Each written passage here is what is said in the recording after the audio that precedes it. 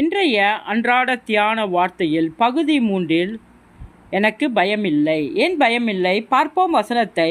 அவர் என்னோடு வருகிறதினாலே பூமியின் மேலுள்ள ஜனங்கள் எல்லாரிலும் நான் விசேத்தனவராய் இருக்கிறேன். யாத்ராகமம் 33வது அதிகாரம் 16வது.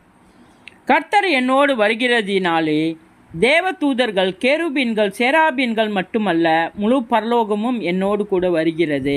எனக்காக தேவன் எழுந்தருளுவார்.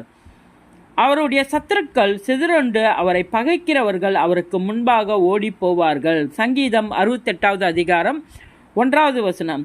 அவர் என்னுடைய பட்சத்தில் இருக்கிறபடியால் எனக்கு விரோதமாய் இருப்பவன் யார்? ரோமர் 8வது அதிகாரம் 31வது வசனம். இஸ்ரவேல் ஜனங்களோடு பகலிலே மேகஸ்தம்பமும் இரவிலே அக்னி ஸ்தம்பமும் சென்றது போல தேவ சமூகமும் பிரசனமும் என்னோடு கூட வருகின்றன. கர்த்தருடைய சமூகம் எனக்கு முன்பாக செல்லுகிறது. அவர் எனக்கு இளைப்பாறுதல் தருகிறார். யாத்ராகமம் 33வது அதிகாரம் 14வது வசனம். தடைகளை நீக்கி போடுகிறார். எனக்கு முன்பாக நடந்து போகிறார். நான் தடைகளை நீக்கியவரால் உட்பிரவேசித்து கடந்து போவேன்.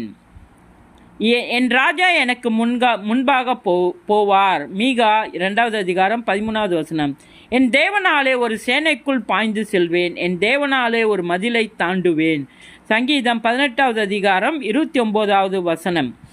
கர்த்தருடைய சமூகத்தில் பரிபூர்ண ஆனந்தமும் அவருடைய வலது பாரிசத்தில் நித்திய பேரின்பமும் உண்டு. சங்கீதம் 16வது அதிகாரம் 11வது வசனம். மகிமையும் கனமும் அவர் சமூகத்தில் இருக்கிறது. வல்லமையும் மகிழ்ச்சியும் அவர் ஸ்தலத்தில் இருக்கிறது. 1 நாளாகமம் 16வது வசனம் 16வது அதிகாரம் 27வது வசனம்.